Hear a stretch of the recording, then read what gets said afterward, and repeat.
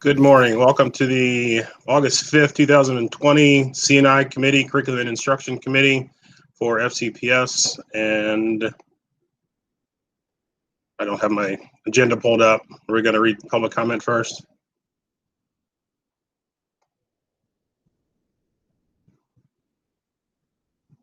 Kevin, you're muted. The first item on the agenda is the approval of the agenda. We have no agenda changes, Jay. Okay.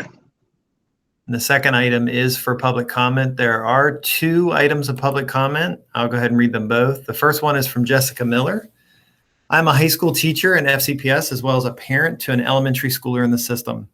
I'm writing to urge you to consider staggering the live meeting sessions between the three levels of school. I think it would be beneficial to families to have the high school, middle school, and elementary school students be live with teachers at different times throughout the day. I'm sure there are many families that will need older children to assist younger children in completing and monitoring schoolwork. It would also be beneficial if there are limited devices in a household.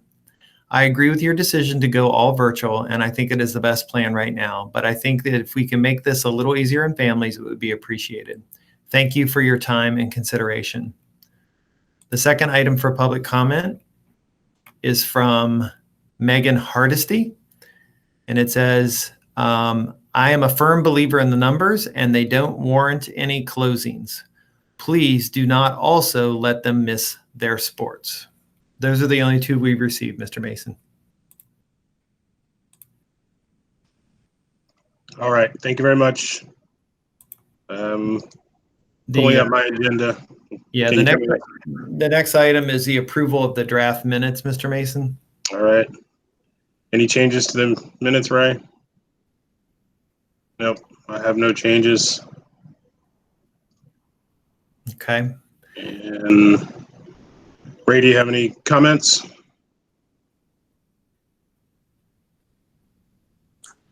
I don't think so. Not at this time. Okay. I don't either.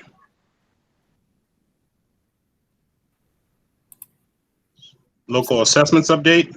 Yeah, so good morning, everyone. We do have an update for the CNI committee around our local assessments. As you know, to provide a little bit of context, with some legislation that occurred a few years ago, assessment was something that required kind of some new procedures and processes associated. So we bring the local assessment framework to the board so that they're fully in the loop on what we're planning to do. This year obviously has an added layer of complexity as we had been planning actually, and I want to thank staff who will be presenting as well as the staff that were behind the completion of this. We actually planned 3 different assessment frameworks, one for full face-to-face, one for a hybrid model, and one if we were in full virtual. And so now that the board has decided that we'll be opening in virtual for the first semester, we're going to focus on sharing that information. But I did want to make sure that the board knew in the event that we move to a hybrid model at a later point in the school year, we're prepared to have assessments for that model as well. Kyle and Jen, I'm going to turn it over to you all. And I think Kyle's going to share his screen with the presentation slides. Good morning, everyone. So I'm Jennifer Bingman, Director of System Accountability and School Improvement. And as Kevin indicated, Kyle, who's Supervisor of Local Assessment Intervention, we're presenting together and we're happy to share with you an update of our assessment plan for the 2020-21 school year. So as you know, the assessment certainly is very important to our aspirational goal number 1 in the strategic plan. Without a doubt, our assessment plan helps us and helps our teachers to design high quality instruction that will help to ensure that each and every student is successful and will help us to eliminate the achievement gap. So Kyle, I'm moving to slide 3 already. I'm trying. So whenever we were working together, and as Kevin indicated, we had a large group that came together to really plan for what the assessment plan would look like. And we were being strategic and making sure that we did consider what the school year would look like. But we also considered how did the previous school year close? Because it was important for us to remember that on March 16th, there was a school closure due to the global pandemic, and that we began our continuity of learning on March 30th. And what we knew was that there was varied student engagement from student to student with how they were participating in the continuity of learning during those last 3 months. In addition, MSDE and the United States Department of Education provided a waiver where we did not administer our state assessments and there was no accountability.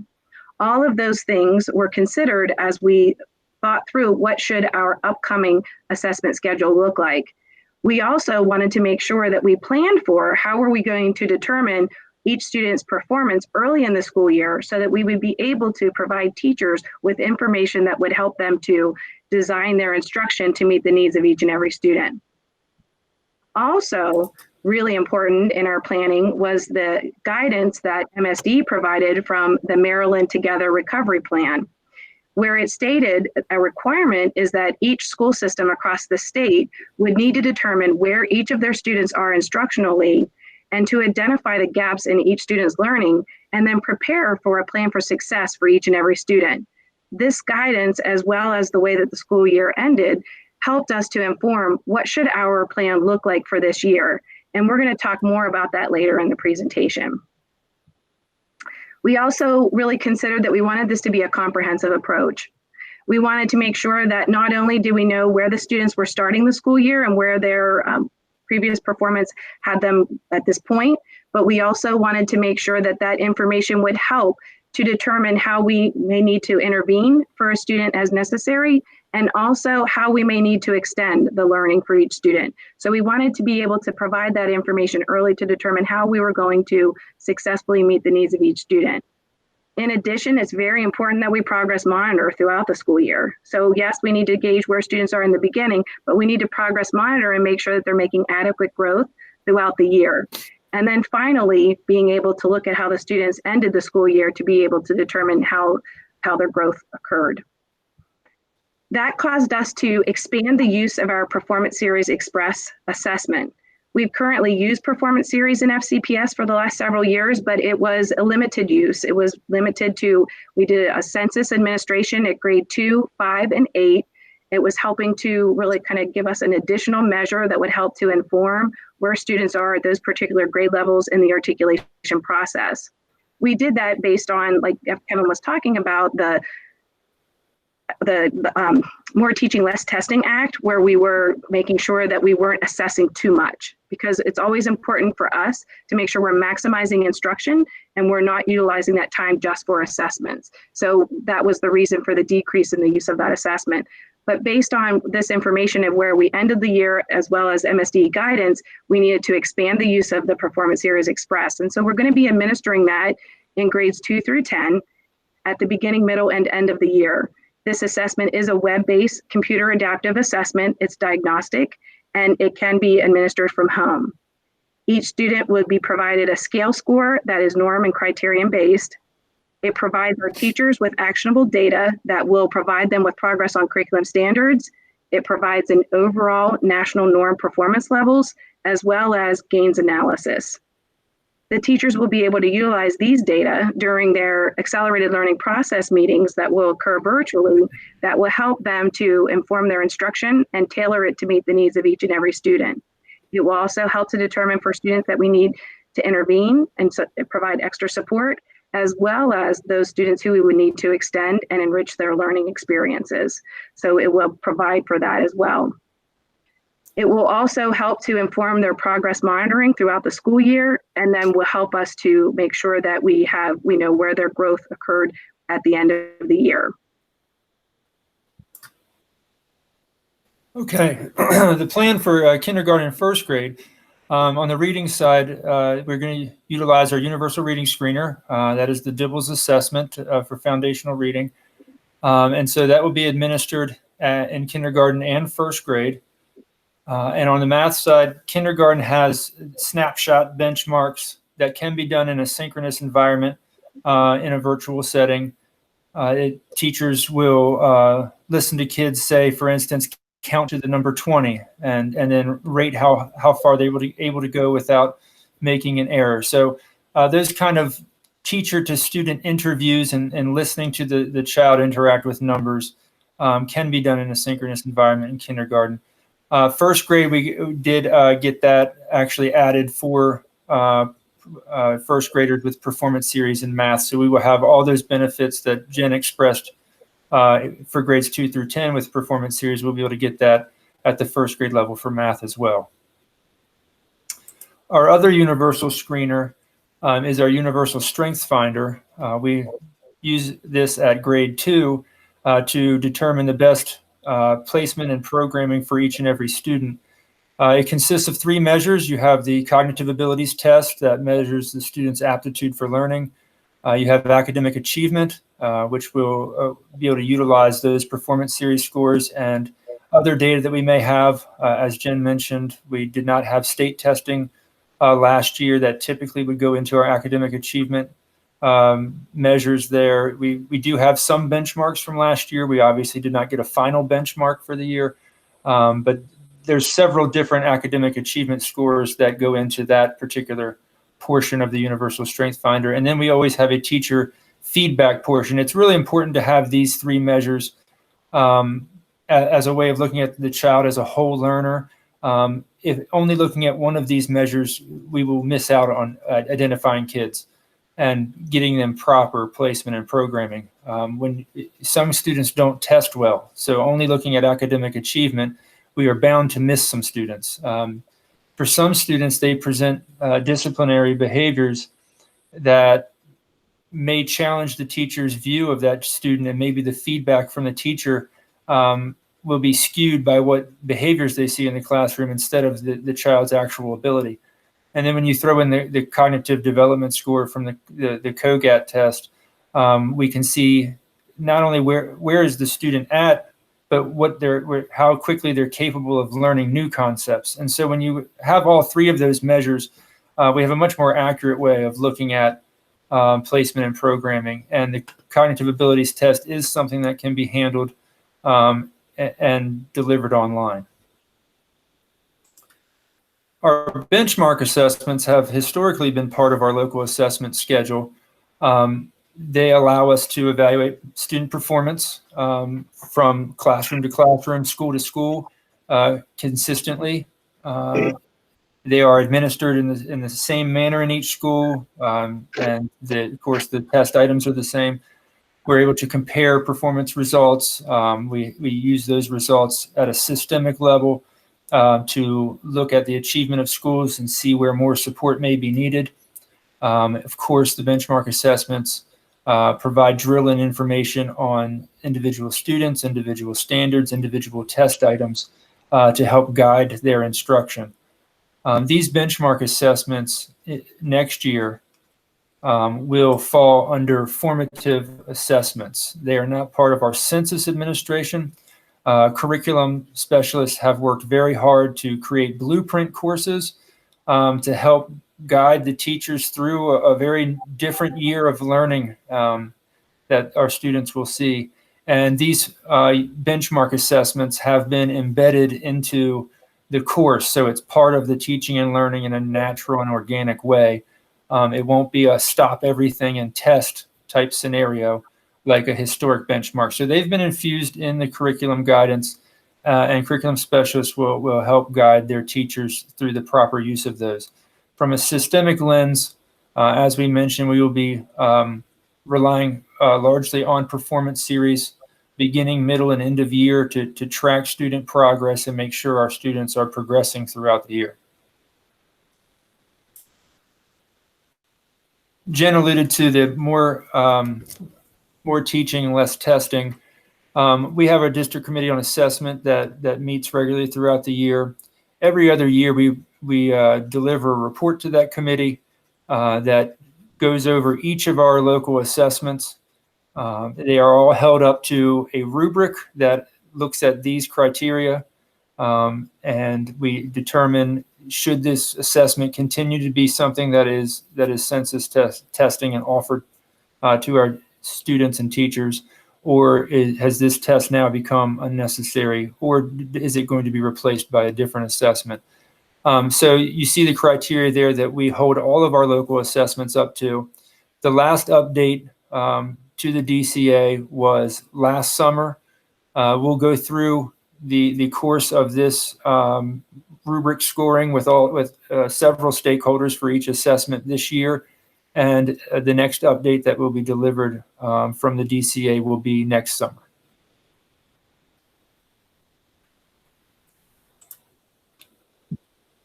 Does anyone have any questions?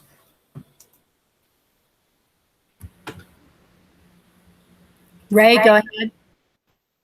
Thank you. So in terms of the K-1 assessments, are those teacher guided? Are they interactive? Is it like the teacher meets synchronously individually with a student and they go through that? I'm trying to understand also like kindergartners' use of technology. Sure. And like the need to guide them through the process, but still get a good assessment of where they're coming in, for example. And even with second graders, there's, I think, possibly some need for that like technology interface, and also, so just trying to understand sort of how the process looks. Sure. So for kindergarten, the DIBELS assessment is a teacher interacting with a student. The student is given words to sound out or a passage to read, depending on the age of the student. And the teacher is listening to that child read and sound out those letters or words, and records the score of how much that student was able to get through in a minute. And there are several different tests within that. So that is a teacher-student interacting. Same with the kindergarten math benchmarks. It's a teacher interviewing that student and watching them work with numbers. So in kindergarten, it's very much teacher to student. In first grade, the reading assessment is still DIBELS. So that's still teacher to student interaction. Performance series is a student will log on to performance series, and they will interact with the test on their own. So you're talking for first grade through 10th grade is a student log on. Of course, it'll be age appropriate materials, but that one does not necessarily need a teacher sitting there. And really for the DIBELS assessment, a lot of those pieces are only a minute.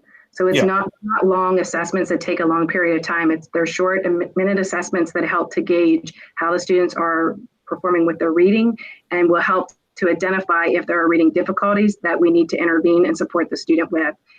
In addition, the performance series is computer adaptive. So it does provide on grade level, but it will drop down if need be into kindergarten so that it's able to assess where that student is. It will also go up to second grade. So because it's computer adaptive, it really goes to where the student needs, and it helps us to identify where the student is performing.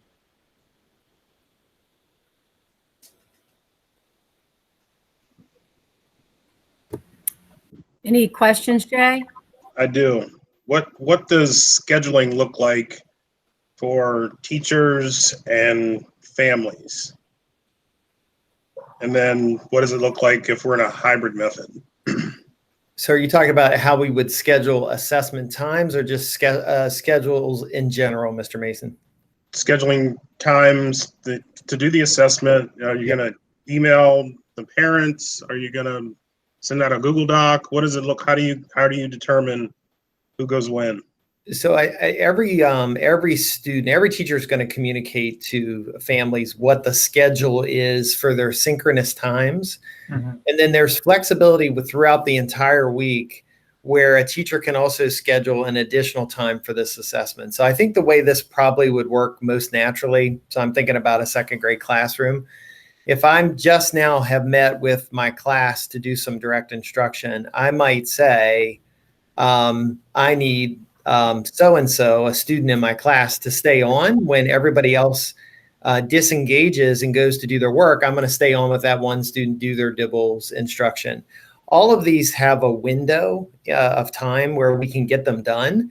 So I think with just working through it naturally in the week, they should be able to get through students in a reasonable in a way that doesn't stress out the teacher, but also doesn't stress out the kids. And a lot of these are pretty short. Now, the performance series, I'm not familiar with how notification would go towards that, so I'll defer to Kyle and Jen. And Kyle has actually been working with the summer program, our summer virtual CARES program that occurred, or Fast and Leap programs that occurred in July. So he was working closely with the staff yesterday and helping them to provide that administration. So Kyle, do you want to give some information about how it went yesterday? Sure. So when a child goes to log into performance series, that it's one of, if they're in their their Chrome account on their FCPS device. It's just one of the FCPS bookmarks. They'll click on that, click on performance series. It'll drop them in. They have to put in which school they're testing from. Each school has an ID, so the teacher would provide that, and they just put in their student ID, and then the test would get running. And so historically, performance series was pretty lengthy. It could be about 45 minutes to an hour, but we have recently updated to Performance Series Express, which students can get through. Again, it's computer adaptive, so it depends on how long it takes the student to kind of max out the test, but it's designed to take a grade level student about 20 minutes. So if a student is still progressing and haven't maxed out, it may go to 25 minutes. Or if Performance Series has got a read on a student already after a certain number of questions, it may be as short as 15 minutes. But the average student, it takes about 20 minutes to get through that assessment.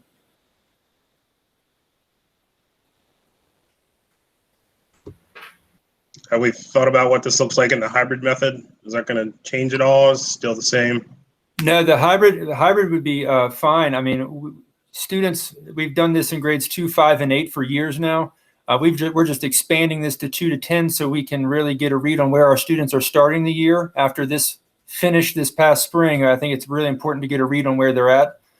And so we've done this in the school building for years now. The difference would be in this virtual setting, them accessing it from home, which should be no problem. We'll just have to provide the link. And if we go hybrid, whether it's one of the days they're in school or whether they're at home, they should have no problem accessing Performance Series. In that hybrid method, it would probably be, I would imagine we would maximize the face-to-face teacher time for instruction, and they could take this test when they're at home. Thank you. Sure. And I apologize for being late, technical difficulties. So I more have 2 comments. I'm a little envious, actually, of being able to assess students while not having to take one student out while leaving the rest of the class, or doing that for many years. It's like, wow, that's revolutionary. So it might be somewhat stressful, but on the other hand, the other way was also very stressful. And I wanted to say I was glad that you said on the Universal Strength Finder that you have the 3 parts, because I was sort of surprised when at one point I had read through some testing for the magnet. It seemed very subjective on the part of at least one of the teachers, and I was a little surprised at that.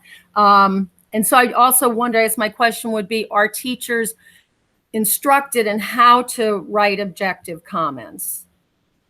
Yeah, and actually we're revamping the teacher feedback survey that we have been using, looking at what we received from teachers and how informative or how not informative that feedback was. Our advanced academics department is actually revamping that survey so the questions are much more pointed, and we get very specific feedback from teachers instead of generalized statements. And we've been able to really utilize the data that we receive from that to really kind of highlight some of those cases where you do see exactly what you're talking about, where the subjective comments come out. And so this 3-prong approach really does help to address that and then help to move some of those conversations forward. So it really does give us the comprehensive look. Yeah, I'll share briefly. I was sitting down with a team at one of our elementary schools to review the data last spring, and we pulled up academic achievement, cognitive ability test, and teacher feedback. And when I sorted it by the cognitive ability test, the top student was a total shock to the staff there. The academic achievement was kind of all over the place. Sometimes this child scored well, sometimes not so well. It just kind of depended on the day. And the teacher feedback, you could tell the teacher had been frustrated, and it was difficult for her to get through the behaviors to see the aptitude of the student. But that cognitive abilities test was through the roof. And they were just shocked. And it really helped them look at that child in a totally different light and reconsider how we're programming, and are we meeting the needs, and is the student challenged appropriately? Very good. Very good. Anything else? Okay, thank you very much. All right. Thanks, everyone. Thank you. Thank you. And I guess, Dr. Cuppett, it would be, I personally, I would like it. I'm assuming the other board members, maybe updates as we go through to see how it is going. Maybe hear from some teachers if they were able to get good information to address their teaching. Okay, so I think that's a great idea. So maybe time-wise, Jen, I'm thinking maybe the November meeting might be the best time to get an update on all of the assessments that we completed at the start of the year. We should have information on how schools have used that information in their ALP process. So that would be a good comprehensive time for us to come back with information. Does that sound good? That sounds very good. Okay, Linda, if you could make a note, that would be fantastic. Thank you. All right, so moving on to grants. Do you want to talk about the Battelle National Biodefense Institute grant? Yep, Kim Day, our curriculum specialist for elementary social studies and works with our STEM, has information to share, and we're excited about the news. Okay, Kim? Yes, thank you. I'm here to seek the board approval for a $50,000 donation from the Battelle National Biodefense Institute, otherwise known as BNBI for short, to support STEM education. And BNBI has been a proud partner with FCPS in STEM education since 2009. So this is a very long time that they have been involved and supporting STEM education. They share our vision and sense of priority for STEM education. And since 2009, BNBI has donated $483,000 to support FCPS, and that's really helped to provide a firm foundation for our STEM programming right from the very beginning. It's greatly enhanced STEM opportunities for Frederick County Public School students both during and after school. In addition to their financial contributions, BNBI employees have also generously volunteered their time to support FCPS STEM activities. These interactions that our students have with workplace professionals are both motivating and inspiring to students, and they provide the real world relevance to their classroom studies in STEM. BNBI's donation of $50,000 would be used to provide mini grants to our schools to provide school-based innovative STEM initiatives. In anticipation of the board approval, information about the BNBI mini grant opportunity was shared with all schools in June. A total of 16 proposals with requests for over $112,000 were submitted in July. A joint FCPS BNBI review team scored the proposals. Based on the merit of these applications, FCPS and BNBI proposed to fund 9 mini grants pending the board approval. This is the third year the STEM Innovation Grant has been offered to our schools. Acceptance of the $50,000 grant from BNBI does not obligate FCPS to expend additional local resources. We are requesting that the acceptance of the $50,000 donation be put on the consent agenda of the regular board meeting tonight, August 5th, 2020. Thank you, Ms. Day. Any questions or comments, board members?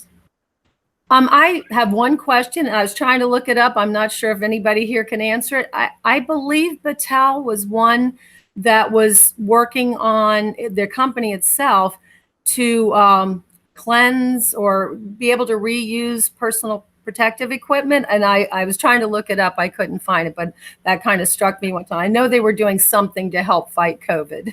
I absolutely would not be surprised if that was the case. They, when Ebola was around, they worked on Ebola.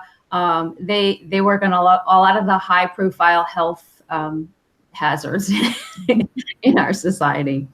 So I guess my only question is, when I saw this, I'm like, was this last year or this coming year? And it's like, how have you heard from schools how they're going to modify being able to go ahead with their grant ideas virtually? Yeah, so we usually release the proposals in March, and we did not do that in March this year. We were doing some other things in March. So we decided to move forward with the donation. I mean, you don't want to give up $50,000, but we modified the proposals in some ways. We extended the grant period from 1 year to 1.5 years. So they have all the way until December of 2021 to finish their projects. And so even if their project is something that would be more face-to-face, they can put a lot of the planning pieces, the purchasing of materials, doing the planning. A lot of it has to do with like different lesson planning, and then they can implement it next fall, hopefully, right? And then some of the proposals came in that addressed the virtual learning need. So some of them are, how are we going to continue our STEM programming with our kids in a virtual environment? So many of the proposals are things that they are possibly going to try and create to be able to provide STEM activities for kids at home, like little packets that they might send home.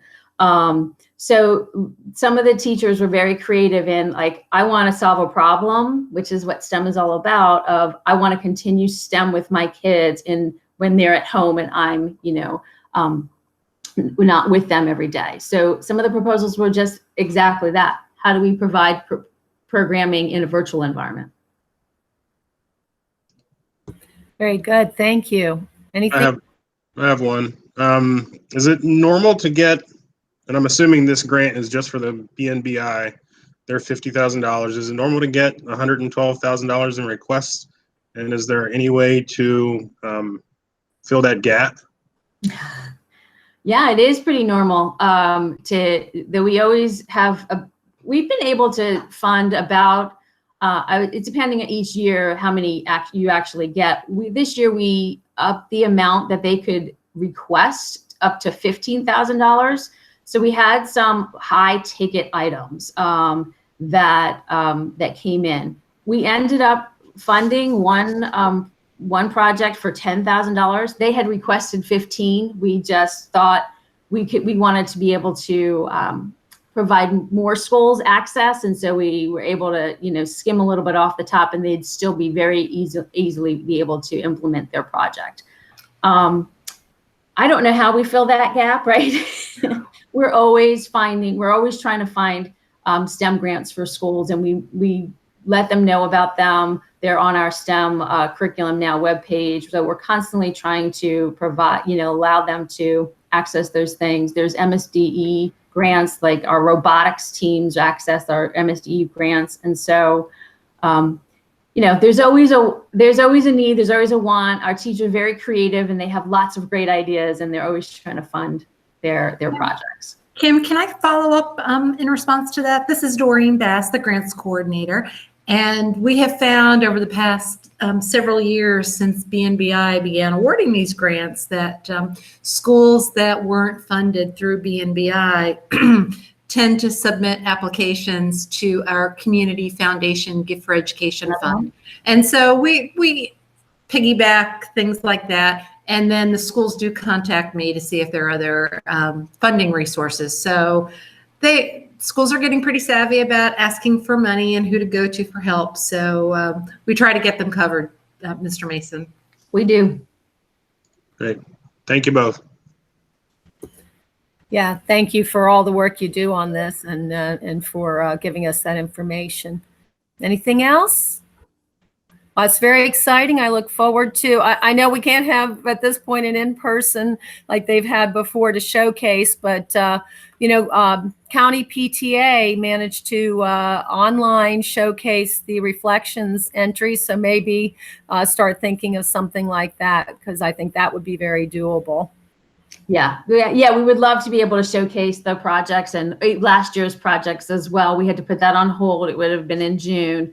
So once teachers get their feet wet with virtual learning, and perhaps some of that stress is off, we can definitely think about showcasing for sure. Thank you. Thanks. All right. And next we have the, I love the acronyms, Governor's Emergency Education Relief GEAR Grant. Yes, this is Heather Clayball, Budget Officer for Frederick County Public Schools. And I don't have a camera, so you'll just be seeing the flashing H today. So the Governor's Emergency Education Relief, commonly known as the GEARS grant, is one of the grants from the CARES Act. And this grant has a duration of 7/1/2020 until 9/30/2022. The amount is $323. $323,430. This grant is being directed towards technology infrastructure to support distance learning for our CTE curriculum. It's being used for things such as design application, architect, advanced computers. Essentially what we're doing is providing the infrastructure so that these programs can be done virtually. Ted is here to answer any technical questions because that is not what I do. And I will be managing this grant, and we will be ready to start spending as soon as it's approved.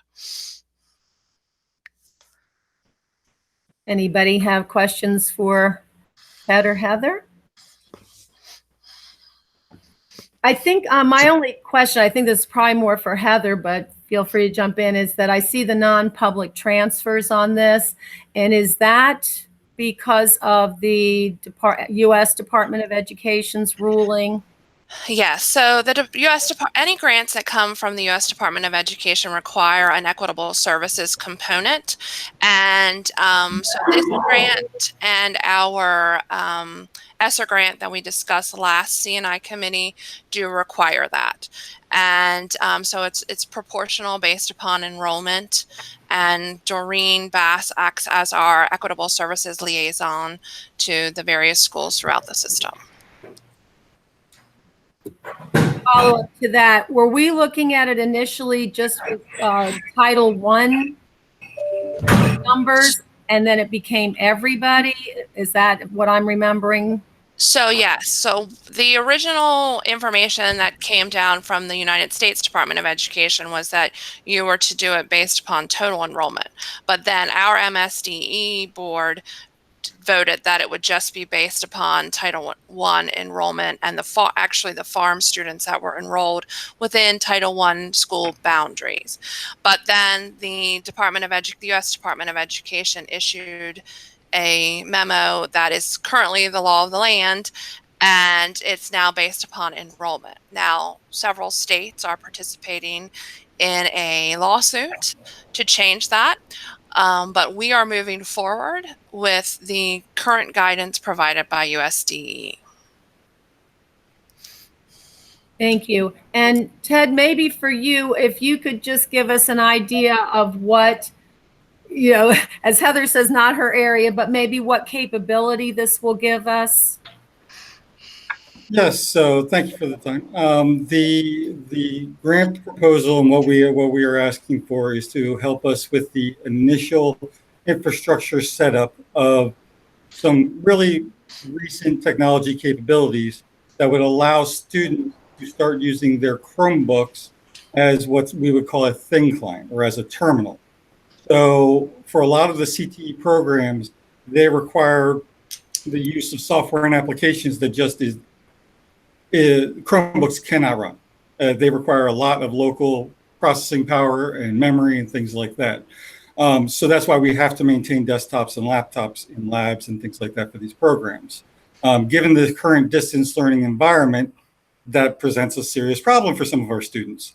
So what this allows me to do is to run the desktop on a server infrastructure here in our data center and allow the students to access a virtual desktop on their Chromebook and use it as if it was a local desktop with all the horsepower they needed to get their instruction. Very nice. That sounds interesting and exciting to be able to give that capability. And I wanted to point out that the CTE means it's not just at the Career and Tech Center, it's also at the high schools. I see Corbin nodding his head. So I just want to make sure the public knows that. It took me a year to kind of get to know CTE, CTC, but we have career and technical education in all of our high schools. And middle schools? Some, yeah, and middle schools. Very good. Okay, learning. All right, thank you. Anything else on that? Just one. So for our kids, have you been in touch with everybody? Somebody that can't access internet at their house? Is this going to help them, allow them, since they can log on to the server? This would not address an internet connectivity issue to someone's individual house. This would assist the students participating in these programs who don't have access to a full-fledged desktop or laptop from their family, and they're using our school-provided Chromebook. They would still be able to access the same curriculum as those that have the horsepower at home to do the same things. Thank you. That's all for me.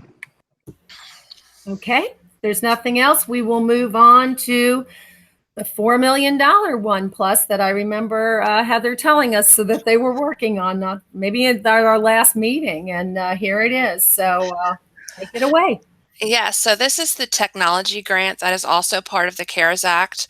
It's this funding actually comes from the United States Department of Treasury, and it's part of the Coronavirus Relief Fund. This has a duration of 7/1/2020 to 12/31/2020.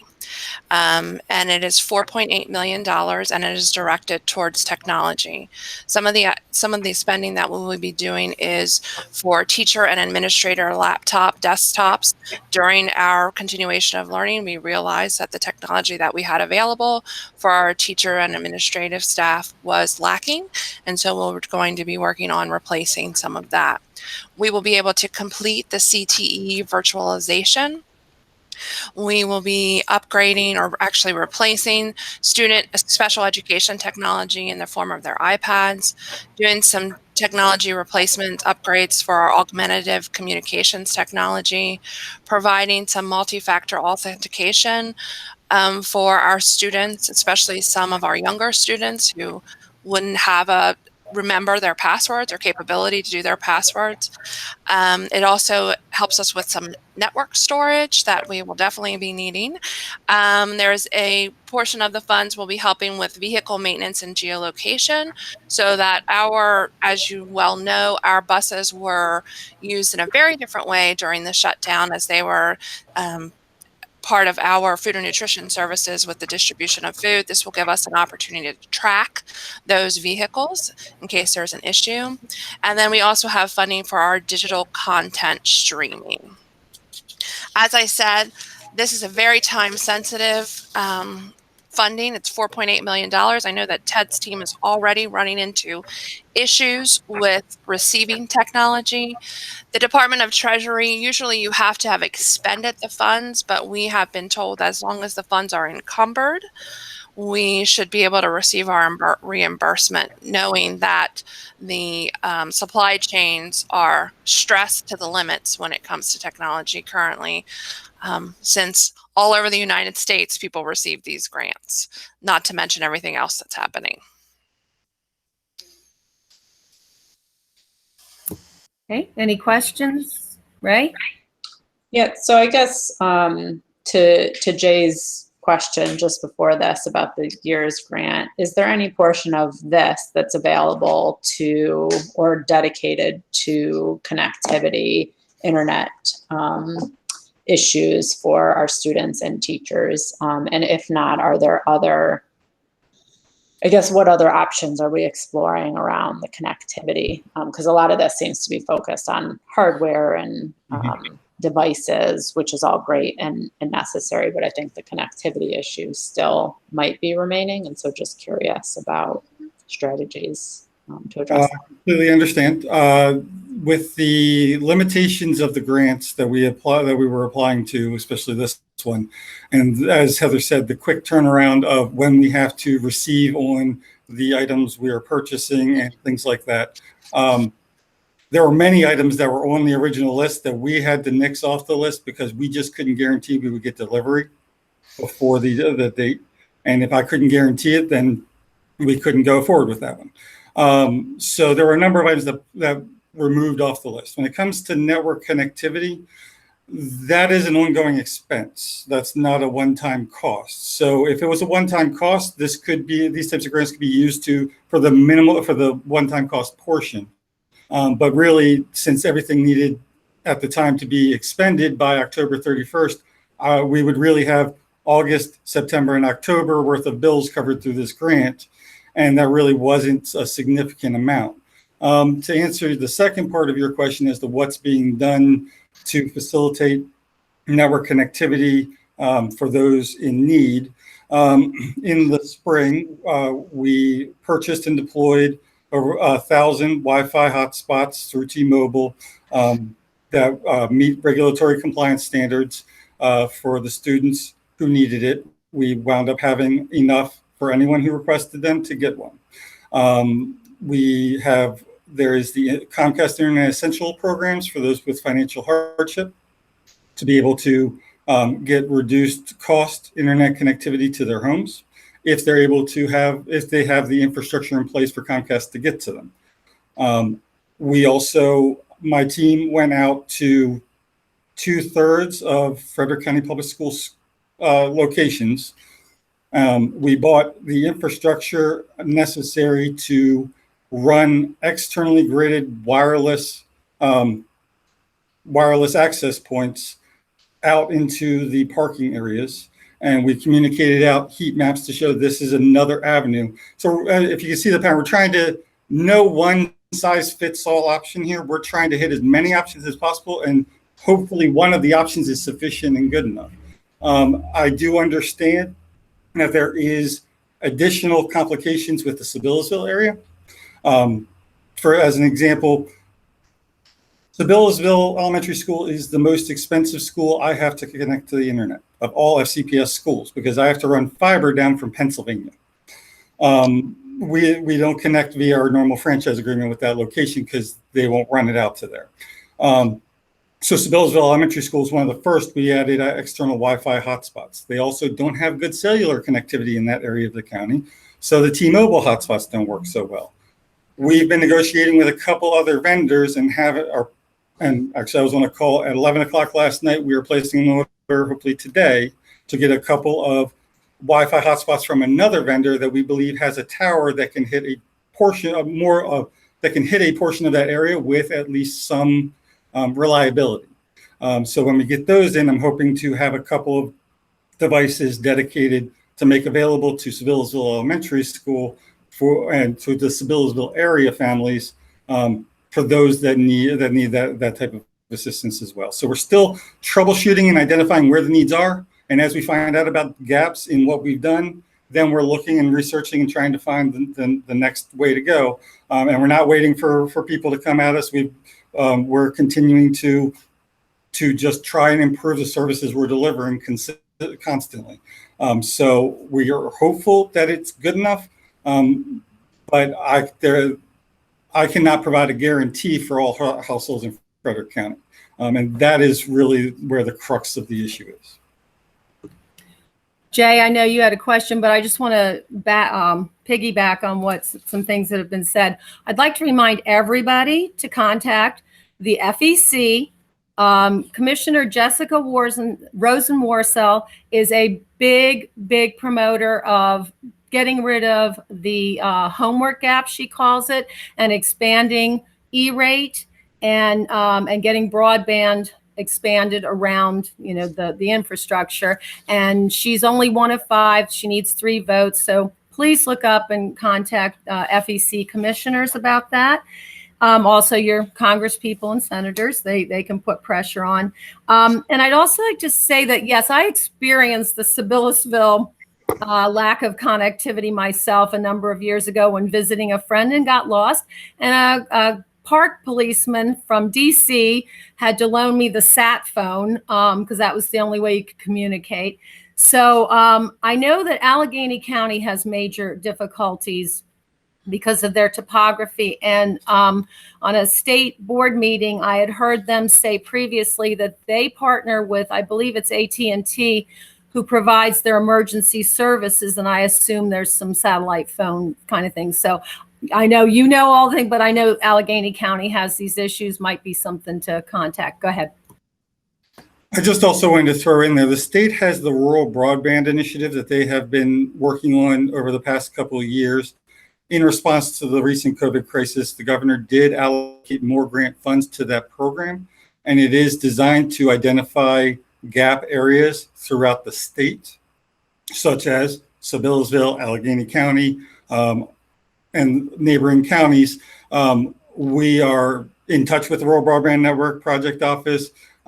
We are working with them to see what we can do in partnership with them to facilitate the needs in Frederick County and get to those few areas. We are fortunate compared to like Allegheny County, whereas other counties are much more fortunate than us and don't have really very many dead zones, so to speak. So we are working that. That is a process, and what they're trying to do is more permanent infrastructure. So it's not something that'll be ready by September. It's more they're working, probably we would start to see dividends in next school year, the following school year. So we're working with them and we're aware of what they're doing. We're trying, like I said, we're trying to hit as many avenues as possible to cover our bases. And that is one that I had neglected to mention, but we are working with them to try and do something more permanent as well. Thank you. And thank you for your efforts. Jay, you had something? I did. I just was wondering, I think it's on page 3, the pre-K through 2, augmentative communication technology, multi-factor authentication. The YubiKey with lanyard is the 10,421. Is that all of the pre-K through 2 students? And what is the YubiKey with lanyard? So the YubiKey with lanyard is just a piece of rope.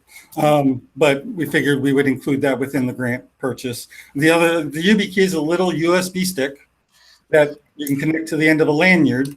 And rather than sit down and type in your username and password to log into a system, you plug in the YubiKey. It recognizes who you are because of the physical access, because of the physical certificate on that USB stick, and grants you access and logs you into the system. It's been an ongoing challenge with the students in grades 2 and below to work with them to get access to the digital resources appropriately, because we still have requirements to track activities down to the user level. If something were to occur, I need to be able to recreate what occurred and who did what, so that way there is accountability and things like that. So this allows us to do what we need to do from a regulatory standpoint and make it more easy for those students to access. The other group that historically have similar access issues is the special education community. So this would allow them to do similar. So I guess as a follow-up to that, we have to set up a pickup system and sign it out and everything. And I don't know if that's for you, Kevin. Are we working on? This is all of these are going to take time to actually implement. We're going to work as fast as possible, but time, quality, and resources, you can only have 2. So we're working we will work as fast as possible to get these out, but we will be working with the schools on getting these to the students who need them. We'll be working with the ACT team, the Augmented Communication Technology team, because they know which students need this type of assistive technology with their needs. So we will be working on distributing it, but it will definitely be a coordinated effort by all involved. Will we have half of them, most of them by day 1? I cannot guarantee. They said that they would at least be able to deliver it by mid-October. Okay. So they guaranteed me that. But what we will be beginning to do once this grant is through this committee is start on the back end portion, because it's not as simple as just the stick. We have to set up all of the servers and the infrastructure behind, so that when they plug it in, it knows who to talk to. It's able to, and what servers, so that way they can grant the access. There's a lot of technical stuff going on in the background. So we'll be starting on that project. The hope is this, and all the initiatives here are stuff that we need as soon as possible, but also will pay instructional dividends in the long run for our students, irrespective of hybrid, virtual, or in school. Thank you. The Swagit Ease system, what is that going to help us out with Swagit? So the digital content streaming and Swagit system, those are the systems that we use to stream the board meeting and to populate channel 18, in which we put notices out to the public and things like that. The systems that we are using right now have passed their end of life, and we were already investigating ways to finance their replacement. This would facilitate that, and I believe that, and I wish Daryl was here to explain more, because I've been partnering with public affairs on this one, because these are their systems, but this also includes some of the closed captioning and translation services and things like that they use, but on an automated version. And one thing I just wanted to point out, since these are U.S. Department of Treasury grants, there are no equitable services in requirements, but we have done a proportionate portion, good heavens. We've done a proportion of the funding to the charter schools. So the charter schools will be able to do within the grant parameters whatever they need. And a lot of our charter schools have been looking at our plan and piggybacking off of it, knowing that they have the exact same concerns that FCPS as a whole for the non-charter schools have. Thanks, Heather. Thanks, Ted. Heather read my mind. That was going to be one of my questions. So very good. And Jay, you asked one of my questions also about Swagit. Ray, did you have something else? Okay. I thought I saw your hand. Well, very good. Lots of good stuff in there. And thank you for all the information. So if there's nothing else on that, we can move on to the next one. Thank you very much. So the tutoring grant is also from the Coronavirus Relief Fund as part of the CARES Act. This is $2.143 million, and it again has the limited time frame. You might have noticed that Ted said that we were going to be spending through 10/31. That is based, even though the grant ends on 12/31, that is based upon the requirements that the state have placed on us in order to receive reimbursement. So that's the very limited window that we'll be using. And frankly, what we did is, if you happen to look at this grant, you probably felt like you had a little deja vu from the ESSER grant. We took those summer programs that we had already had established and funded. The MSDE blessed us doing that. And we took those summer programs and we moved them to the tutoring grant, because we knew that we already had the infrastructure, we already had the ideas, we had everything in place so we could move forward. The one thing that we did add to this grant was some additional tutoring time for once the students are back in school. And that's it's about a little over $700,000 of this grant is for that. And that's similar to the ELO program that you might be familiar with. And so that will be able to be offered virtually throughout, and that'll be offered September and October. And we also added the performance series assessment to this grant too. So those are two unique things that we didn't see in the ESSER grant. As an aside, we have the opportunity to go back now, revisit our ESSER plan, and reallocate those funds, since they do not expire until 9/30/2022. So that gives us a little flexibility. Gives us a little flexibility also to see what happens as soon as we open virtually.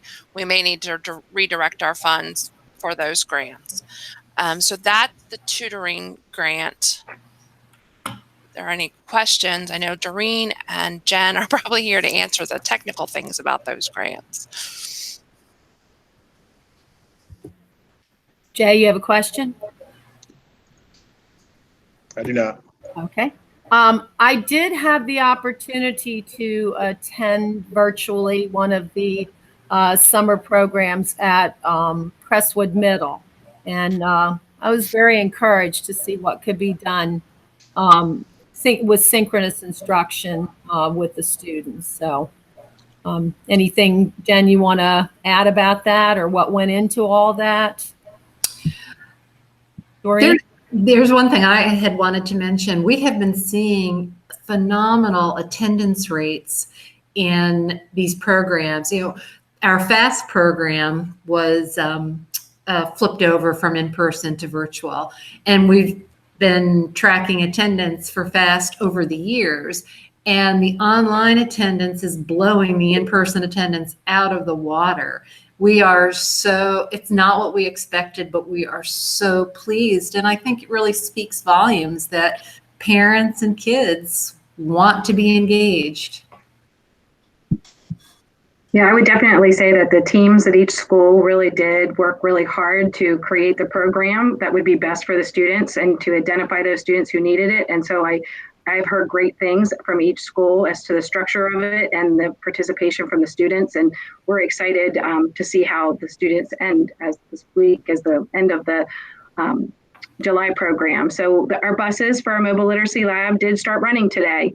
So I know I passed a bus this morning on my way into central office. So I look forward tomorrow. I'm going to visit some of those stops. So if you want to visit our mobile literacy bus, which is kind of a new thing that we're trying this summer, you reach out to me. I can help schedule a visit for you to go to that as well. So we're really excited about the programs that we were able to offer and the participation that we've had so far.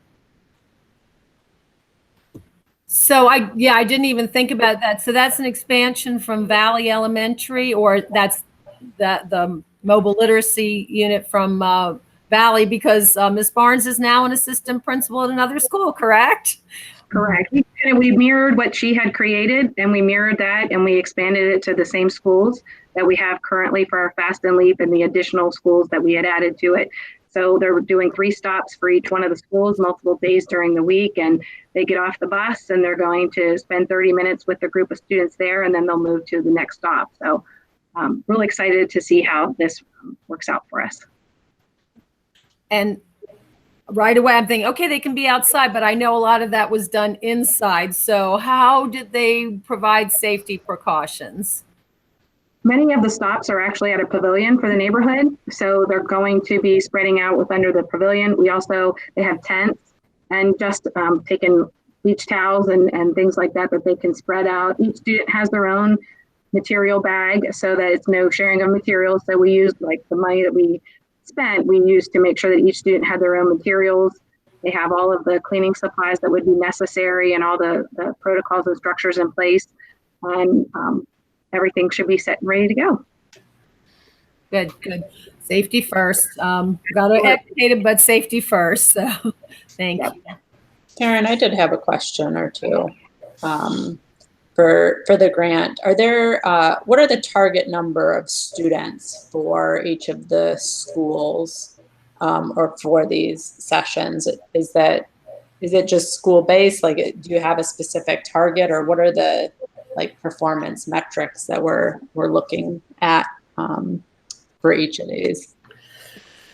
Each program is a bit different, and each school is a bit different. We kind of set it based on, we looked at their data, we looked at the performance of the students, we looked at the history of that, and then we determined the number of students that they would have the allotment, because we had to take the budget and allocate it per school. So it really it was determined by the students and their previous performance, and then the availability of parents that wanted their children to participate. So it varies per school and for each one of the different programs. Okay. And so were we able to reach all of the students who were identified and who opted in at each of the locations with what we had available? Yes. Yes. Yeah. Yes. Again, for some cases, there were some families that didn't want their children to participate. They were tired after the continuity of learning time, and they felt like their children really just needed to have that break. And so we certainly respected the parent and what they wanted to have for their child. And so in some cases, they did decline the opportunity, but we at least were able to provide it. Thank you. Ray, I know that at Crestwood, they ran 4 groups, and each student got 1 hour of language arts instruction and 1 hour of math. The class that I observed had 3 students. I don't know if that was all the students normally that are in that class, but they were small groups.